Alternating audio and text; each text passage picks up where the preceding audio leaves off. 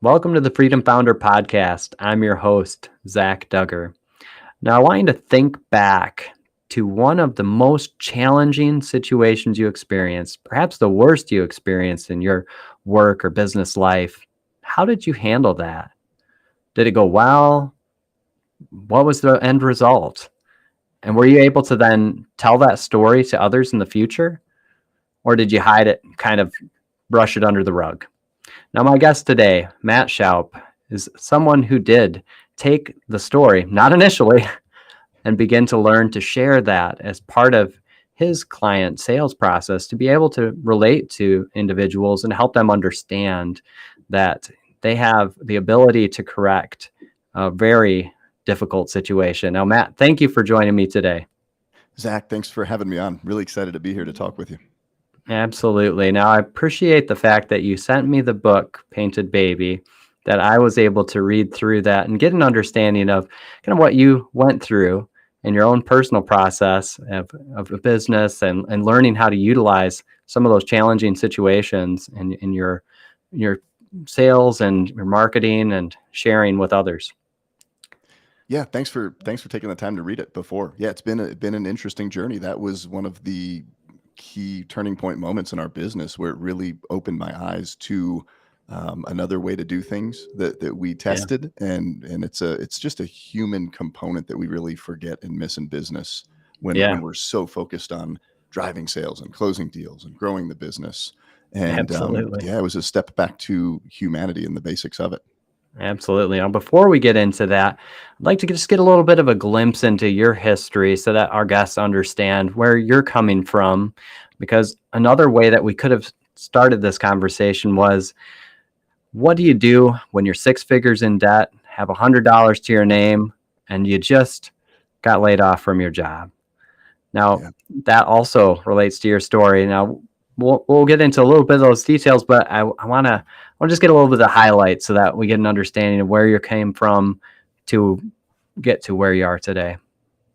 Yeah, I'll give you the quick cliff notes. I live here with my wife, Emily, who you've gotten a chance to know well through setting up this podcast, and my 2 kiddos, Riley and Haley. They're 15 and 12, and we live in Loveland, Colorado. I grew up in northern New Jersey till I was about 10. Was kind of a little troublemaker, got in a lot of trouble, was really brilliant at school, and I got bullied a lot. So I just never really found a place where I fit in until we moved out to Colorado. And I asked my parents for some money for a boombox. And they're like, nope, you got to go find a way to make your own money. So grabbed their lawnmower, knocked on doors around the neighborhood. And that was the moment for me, Zach, where I said, hey, business, marketing, sales, entrepreneurship, that's just my thing. And it's what gave me a sense of identity and success. I set a goal and I hit it. And I just, I went to school to go to school, and then I went out to work. And that, turned into some hourly jobs growing up through middle school, high school, graduated. And then I went up the road to Colorado State University and got hooked up with a college painting company. Kind of cut my teeth in that business during college, not thinking I'd stay in it. I thought I was going to, leave college and then go get a nice, shiny, exciting, banker's job, big corporate job, big paycheck, doing mortgages, and absolutely hated it. Yeah, hated it. It was very much the same sit down, shut up environment like I was in school. And we just didn't get along well. Yeah. And got laid off March of 2005 after I'd made a bunch of money in college painting, spent more than I made, and was just married. We bought a house. We were already upside down just by buying the house the way we bought it, back in 2003, 4. And back was against the wall, man. And that's when we founded our first official company. And then it's been close to 20 years we're coming up on from that moment. And we're still just going, just driving. Yeah. I like that story starts when you're young, when your parents tell you, you can get a boombox, but you're going to have to earn it. Go for it, man. You're going to have to go out and get the money to do that. And so you got that motivation early on to go out and to mow lawns and to knock on doors and to get customers and clients, and then getting into that painting business as a college student to be able to learn that whole business as well in the process. Somehow got off a different track, thinking that was the right route, that mortgage industry and the financial world. But the suit and tie is not for everybody. That is for sure. No, no, I wear ties very limitedly. There's the Feria de Sevilla, the Fair of Seville in Spain, that Uh-huh. I'll go to every couple of years. That's like one of the only times I wear a tie. Nice. Yes. Well, there are special occasions, so I Right. appreciate that. Now, your company that you started is M&E Painting, which Matt and Emily, I love that. I love that it's M&E. And was there a reason why you decided with that name? It was really funny. So I went out and I got laid off mid-morning, had to drive Yep. home, grabbed an early lunch, told Emily what was going on, and she's like, we got to go figure this out. And I just started knocking on doors. That was the first thing I came up with. I didn't sit down and Yeah. have a strategy session or Hmm. worry about any of that. It was, hey, it's me and you, Matt and Emily. Let's call it M&D. Yeah. And then we set it up. And again, like I was so naive and new to the business. I don't think we had even purchased like a domain name yet or Sure. anything like that. It was just, we need to make something happen pretty quickly. Yeah. Yep. Absolutely. That really most often does involve just getting out there and doing the work, not all the the sales and marketing, that is part of that process as it comes along the way. But when you're first out there, you just need to get out and do the work and get people, get clients, get the Yes. customers. Yeah. Now, sales and marketing, though, there's a lot of ways that people can take that. What were some of the early strategies that you attempted to utilize in your business? The early strategies that I used. So as a kid, I was very I just liked doing it. Not too many Hmm. people did, but I was not shy to just knock on a door, right? Hey, can I cut your Sure. grass, shovel your snow? We had the Yep. magazine sales at school. So I was used to that. That's Oh, what we yeah. did in the college painting. So, I mean, that was really all I ever knew. And, back Yep. 2003, 4, 5, the internet and all the social media, that really hadn't picked up like it has today. So I Yep. just went out and literally knocked on doors. I would say the big approach though that I took is it wasn't very deep relational building. It was very churn and burn. It was a Hmm. numbers game. So hey, I got to knock 10 to talk to 2 people, that kind of thing. It was Yep. just conversion, very hardcore in your face, which was effective, and Hmm. that did grow the business.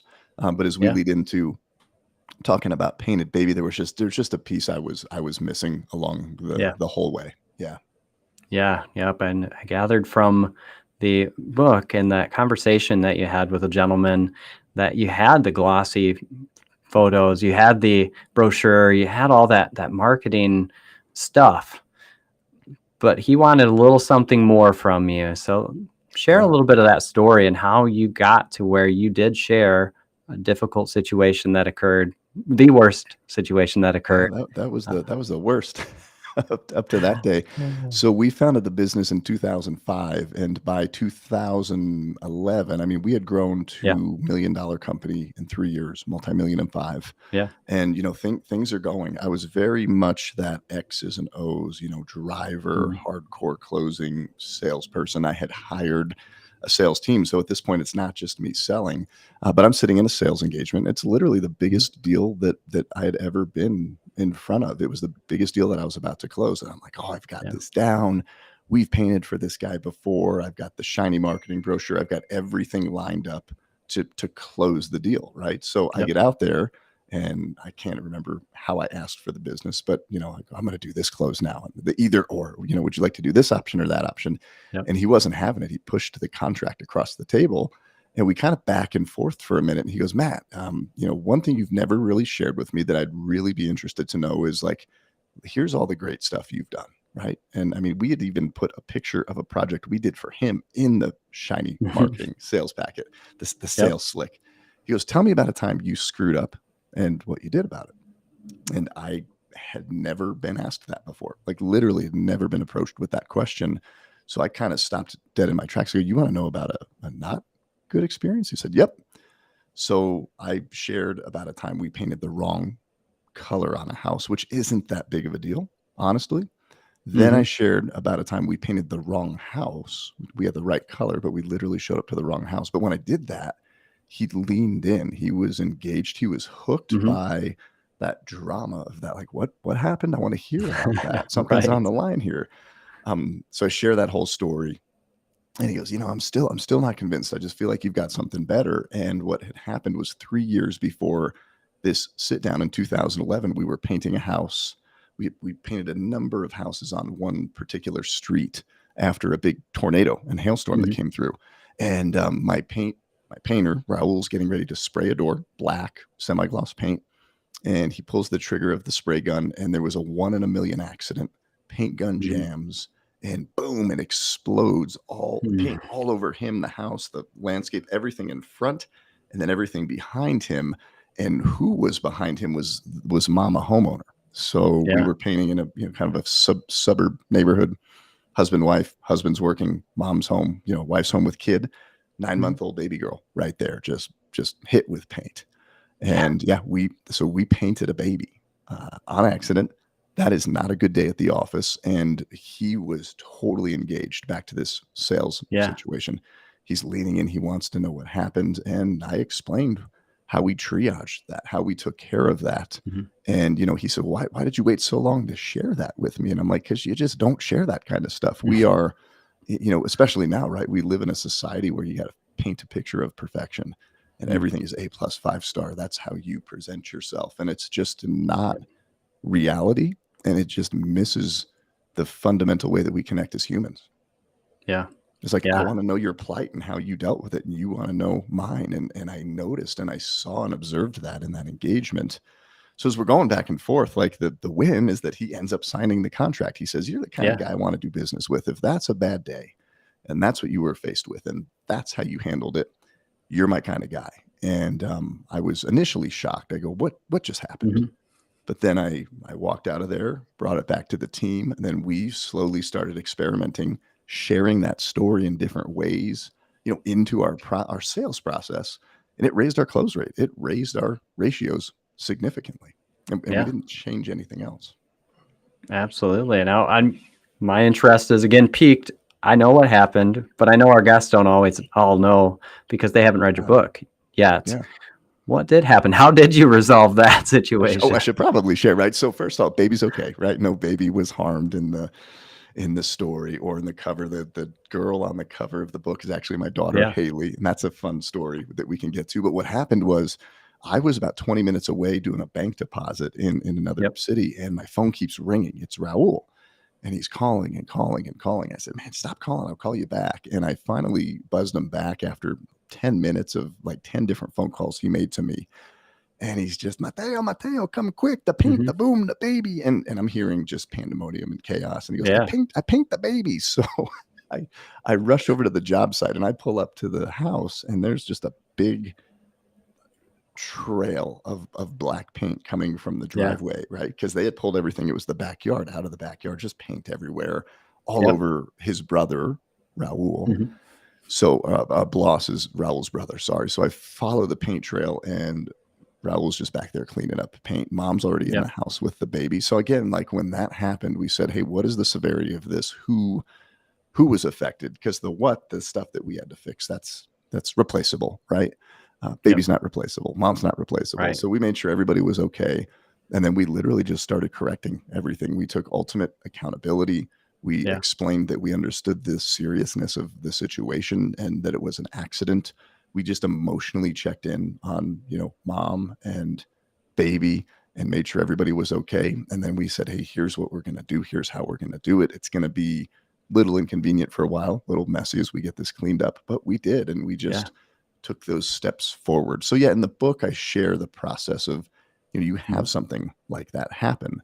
It's not planned for. It's a bad day. Things are on the line. Here's the steps that you go through. And the biggest thing we did, you're just always checking back in at every action step you take to correct. Checking in with the person. Hey, is this good? Is this okay? Ultimately, when it was done, we laughed a little bit about it, saying, hey, glad everybody's okay. Things are cleaned up. Everything's replaced. And they were happy. Yeah. And you corrected a bad situation and everyone was okay. And you made sure that they were okay in that process that you just said that you went through to check in every step of the way to make sure on that. Now, having told that story, you got the sale, the business that the gentleman that you were presenting this to, and you went back and talked to your sales team about it. Now, I'm sure at first not everybody was on board with this idea, but over time, No. how did you identify that this was effective, or in what way did you see that telling this story was effective, and how this can be effective for others who might consider this for their own business? Yeah. It was really funny because I came back and I go, "Hey, we're gonna change this process up a little bit." And they're Yeah. like, "Matt, we're following the process that you showed us." So you build a sales team, right? In any organization, there's that sales leader. They go, "Hey, here's the process, here's the vibe of how we do things." And everybody kind of has their own little twist and spin on it. But Mhm. they said, we don't do that. So they didn't know how. At first, they didn't know how. I came back and we had a little whiteboard, like a sales whiteboard, and we back Mhm. in the day write the jobs on the board. They're like, "You got that one? How did you close that one?" And I said, "Well, I told them painted baby story." They're like, "What? What do you mean?" I go, "Well, I'm just going to go try it on my next 10 appointments and see what happens." And at Yeah. first, I had to figure out the process. I thought it was just, hey, share disaster, more business Mhm. comes your way. But that's not how you do it, because I went out and then I went 0 for 10 or 0 for 8, I think it was. I went out Yeah. that next week and I was so excited to share the train wreck. I forgot to build in all the greatness of like of the Mhm. company. So I slowly trained the team and then took the team out and we just started tracking it. There was definitely some resistance. We Right. had a new salesperson come in in and during that process. So one of the things was he didn't know otherwise. He didn't have that history of the kind of older way that we did things. So we kind of tracked the existing sales reps and estimators while they Yeah. were going through it with our new rep.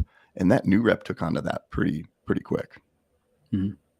And it's just Okay. the typical, like it's the under promise, over deliver, right? Like you want to go out, Yeah. you want to show the features and the benefits and why you're Yeah. great and why you're different.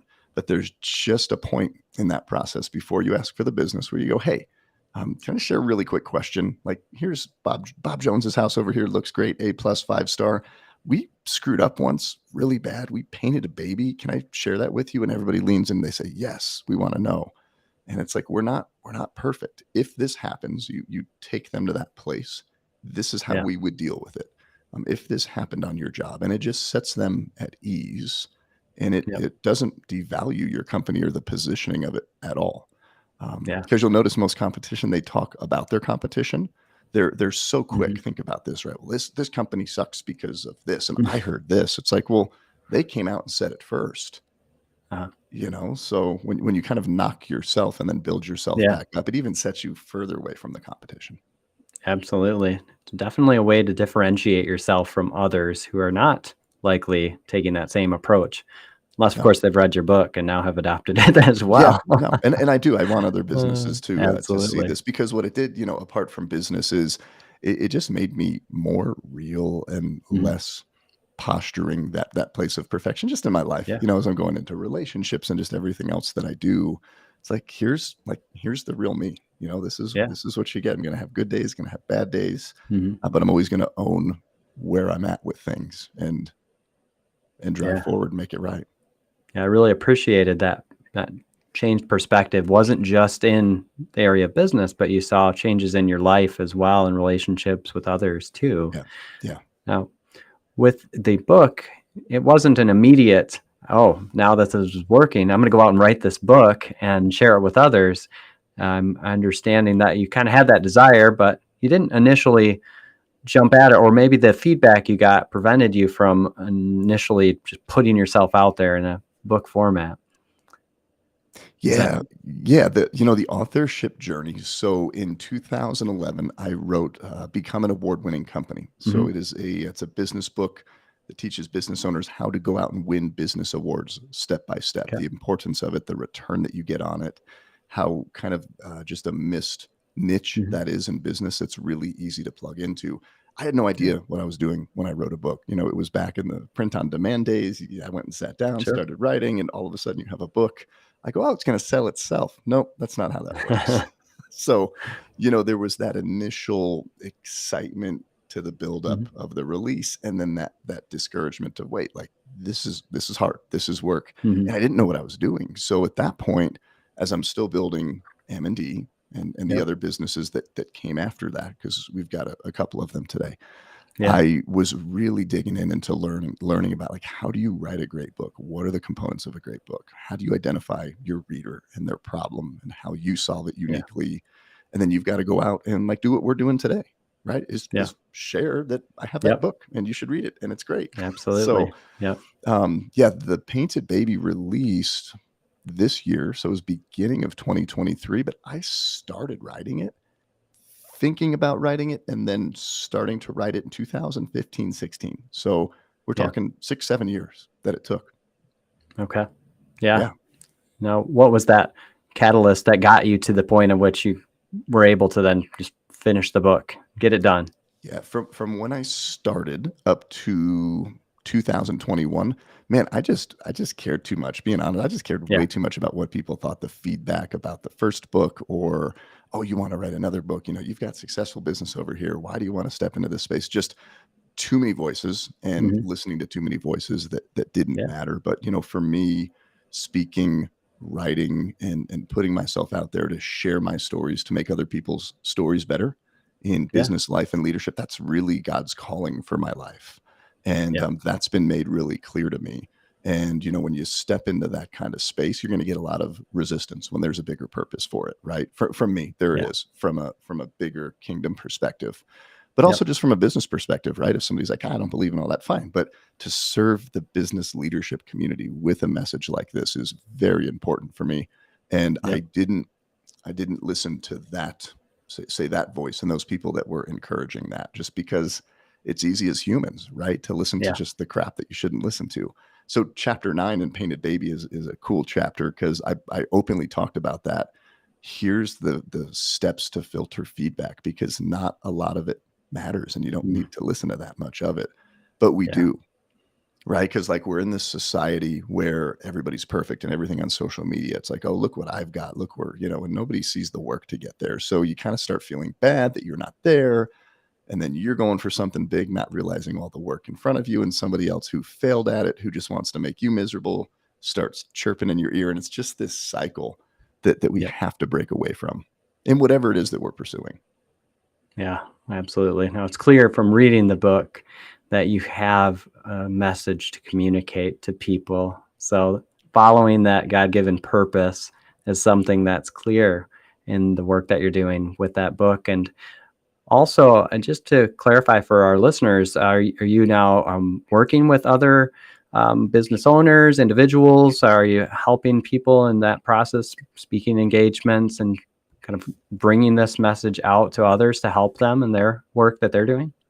I am. Yeah, I'm speaking about it a lot. I've got some Yeah. speaking gigs, coming up on the speaking circuit. So that's been really fun. We actually have a podcast as well. It's a Gentle Art of Leadership. So it's a business and leadership podcast. So big things I'm focusing right now on are speaking, promoting Mhm. the book, and launching the podcast. Okay. That's great. And I love that. And I love that just being able to step outside into another area. Like you said, people were questioning that. You have successful businesses. Yeah. Why are you making this decision to do this? But following your heart and God's direction for you is something important to you. And that is something that you can gain more satisfaction out of when you're in that flow. So, Matt, I want to ask you a question that I like to ask all of my guests. If you were to be handed $1 million, no restrictions attached to that, how would you use that money to invest in your business or another endeavor, and why? Yeah, I love it. I would make sure every business were in different cash positions, right? So I Yep. would get all those business to really healthy cash positions. I would take a chunk of that and I would invest in some real estate. And then I Yep. would also make sure that I take a chunk in that. One of the things that's just been on my heart, it's been on the table, just now is not the time, Mm. is a nonprofit, a foundation where we can serve people here, especially in the Northern Colorado community. We do a Yeah. lot of different things with the different moving parts of the business, but and again, I don't know what proportions I'd break that down to dollar Mhm. wise, but that's exactly what I would do with it. Yeah. No, I like that answer. I think that healthy cash flowing position in your business is a healthy cash position, giving back into your community. I mean, real estate is also very good long-term investment as well. So I think that's a solid answer, Matt. Now, if our guests want to find out more about you or read more about Painted Baby or the other ventures that you're involved in, what's the best way for someone to connect with you? Yeah, the best way is mattshoup.com. Okay. All right. Excellent. We'll definitely include that in the show notes as well. But please, I would encourage all of our guests to check out mattshoup.com. Check out the book, check out the work Matt's doing, check out his podcast. It absolutely will bring value to you. This conversation today has brought value to me. I really appreciate just having the ability to sit down and talk with you. I'd love to sit across the table and have a cup of coffee, as I know you're also a coffee aficionado. Yeah, we've got the coffee bar here. Yeah, if you're ever in Loveland, man, come on by. We'll have you on the podcast. We'll grab some coffee. Being part of the podcast is we're sitting here drinking coffee together. So yeah, absolutely. anytime. I love that. I love that, Matt. And so, Matt, Jesus follower, serial entrepreneur, husband, father, a man of many areas. I would love for people to reach out, follow him, check out his work. It will add value to your life. So, Matt, thank you again for joining me on the show today. Thanks, Zach.